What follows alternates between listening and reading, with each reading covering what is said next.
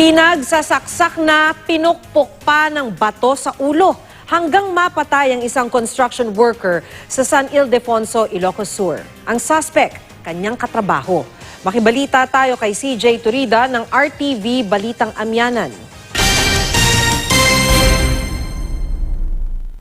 Agad binawian ng buhay ang construction worker na si Aldrin Almenderiz matapos siyang pagsasaksakin sa iba't ibang bahagi ng katawan ng katrabaho niyang si Patrick Calagio. Nangyari ang insidente sa ginagawang gusali sa isang eskwelahan sa San Ildefonso, Ilocos Sur. Base sa investigasyon, nag-iinuman ang biktima at ang suspect kasama ang iba pa nang bigla silang magkainitan na nauwi sa suntukan.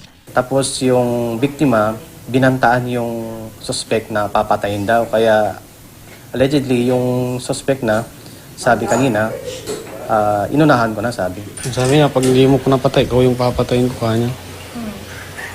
Huwag naman ganyan ka ako, may anak ako. Wala akong pakialam sa pamilya mo kanya. Doon na raw kumuha ng balisong ang suspect hanggang sa pagsasaksakin at mapatay niya ang biktima.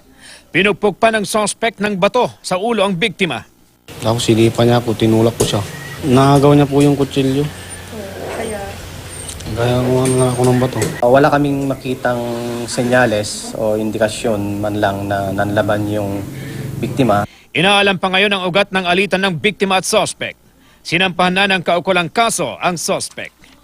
CJ Torida, Nagbabalita, Pilipinas.